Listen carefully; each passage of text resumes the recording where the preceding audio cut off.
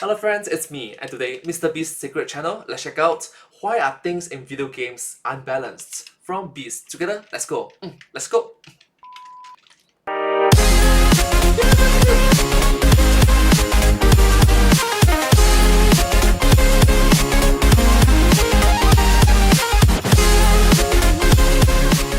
How's it going, guys? It's Jimmy from WTOG here. JJ kicked us off with a good upload yesterday.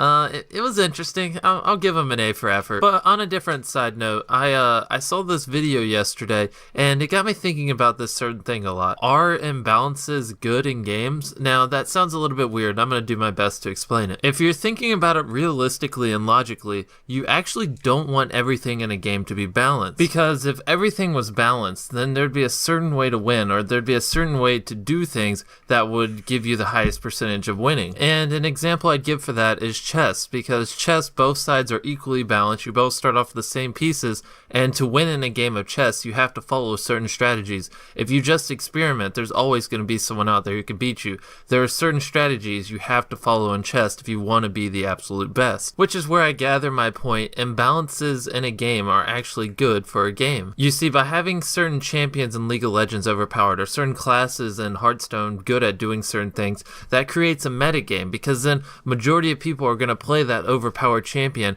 and everyone else is going to play champions to counter that, and then people are going to play champions to counter the counter, and it creates a metagame because people are going to be playing different stuff. The overpowered champion is not always going to be the best solution to winning. So next, Mr. Beast makes a very good point. And note that this video came out like 2015, so it's like 9 years ago, nearly a decade ago. Mr. Beast is pointing out some very mature stuff, very thoughtful stuff. So, respect to you for being so thoughtful about it, so mindful about it. You are great, Mr. Beast.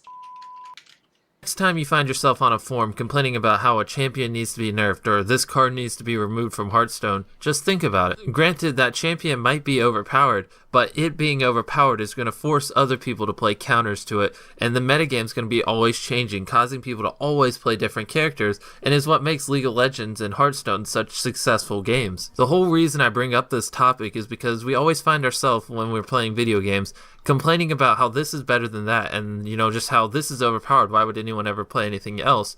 And that's actually a good thing. That's healthy for a game because it causes a meta effect. You do not want everything the same. If everything was balanced, then there'd be a certain path to victory and everyone would have to follow that route. By creating a meta, it allows you to play different champions, and a champion that does get you a bunch of wins this week could go on a 10 losing streak next week. The same thing applies for Hearthstone.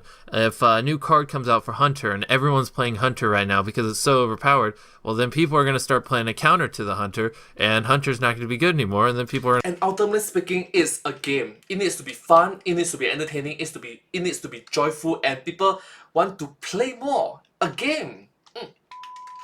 Start countering the counter, and you get it. So just think about that. Next time you're complaining about how something's overpowered, just think about how that's actually healthy for a game, and it's actually good.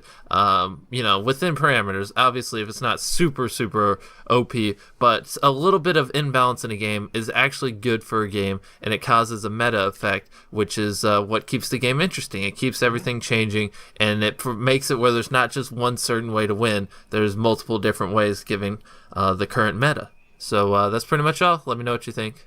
No exception to the rule, do what you do to get by, cause I keep ticking like a metronome, and my thoughts keep telling me to get me home, but my balls keep telling me to let me just let me That clock keeps ticking like a metronome, and my thoughts keep telling me to get me home, but my balls keep telling me to let me Well, thank you so much. Hope that you enjoyed this video. Comment down below what do you think. Well, and also this is from, if I'm not wrong, this definitely Mr. Beast 6000. A young Mr. Beast, young Jimmy Donaldson, from nearly a decade ago, around a decade ago. So back then he was like 17 years old, I guess, 17 years old. Little did he know that he became the king of YouTube. The king of YouTube.